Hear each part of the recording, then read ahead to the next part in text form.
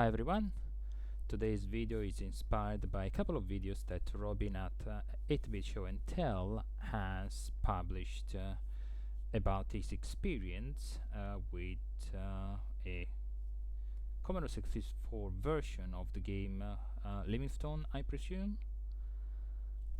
In the first video it goes through what is a goof, you could say, made by the original programmers when they published the English version of the game under the Alligator brand.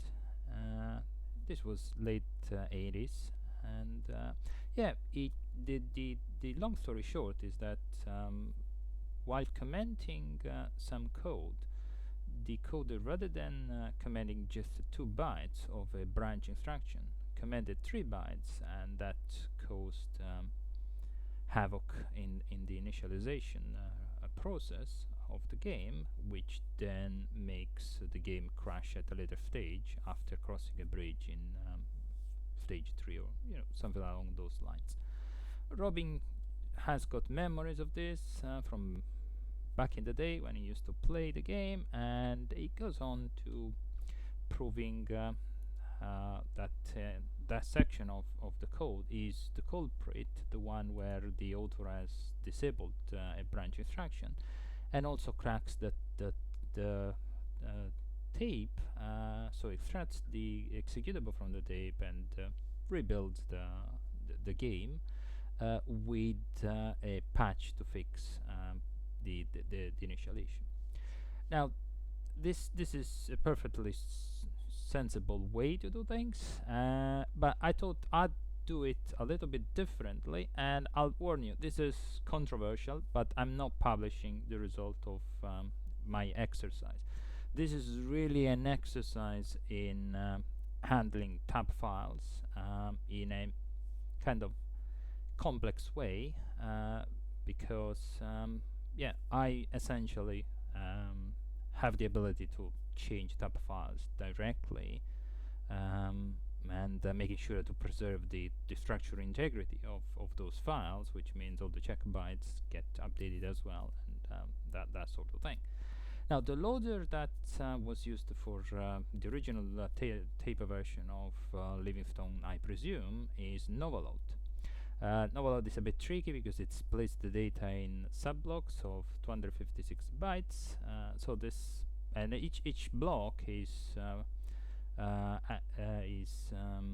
joined by a current check byte value, which is a partial check byte of the data loaded so far. So if you change anything in the payload of a Novaload file, then from that point on, all the check bytes have to be changed as well. So there's a little bit of complexity there, nothing too scary, definitely not at the level I am with editing tab files and in general tinkering with tab files. So what I will show you is my fix of the tab file. So there is a tab file I found online. I think it was on C64games.de, and the fix is 2 passes. There is, I took a few notes of the fixing process. I'm not going to show that today. As I said, this is a bit controversial, so I don't want anyone else to just starting master this tab files to tape and polluting the scene with this stuff. But let's first have a look at the tab file contents and prove that in my version I fixed the bug with the code.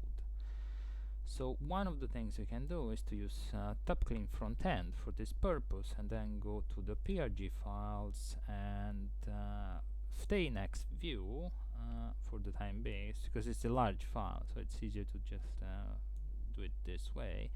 If we go to address 4000 hexadecimal, we can see that shortly afterwards nodes. There are 3 EA values. These are 3 knobs, and essentially what the coder should have done was to just put 2 knobs here and leave 2 0 here, which would have been a JSR to 414. Let's have a look at what this looks like in my version. And again, I need to go all the way to 4000 hexadecimal, and there we are. So you can see there is 2 E8 and then there is a JSR, as it should have been. So this is how the file should have been mastered. Show you that checksum files are okay. There's no error with the partial checksums or anything like that. And the file in question is this one. So 192 blocks. I think the problem is in block 56. So all the checksums from 57 down to the last one had to be changed as well. And now let's have a look at what happens when I load the file. But in loading it, I'll actually use the cheat mode, which Robin has shown, which consists in getting the opera string in the string buffer at a very specific point. I'll show it to you what this means in a second, but first thing, let's attach the dataset image,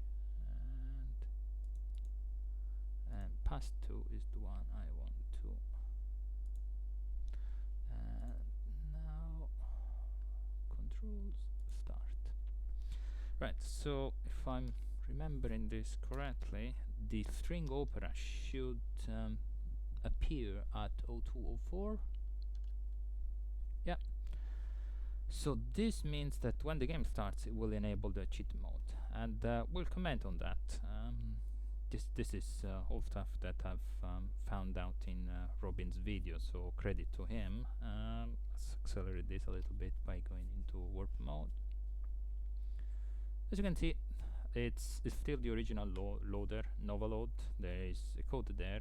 Again, this is not something I'm going to share. This is just an exercise demonstrating how to remaster something and restore it to its previous functionality.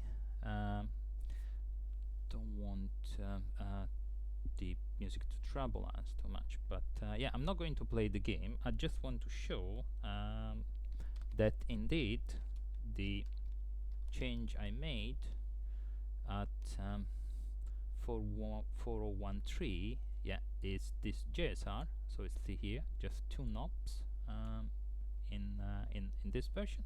And let's have a look at whether or not the game gave me unlimited lives by going to 4186, and if it does hook,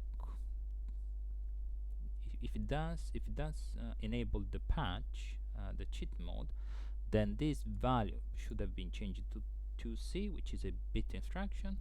Let's just go there and do a disable then 4586, and as you can see, there is a bit instruction. So Robin's way to cause the game to give us cheat mode is working on my version, and yeah, it's all been loaded using the original Novaload loader.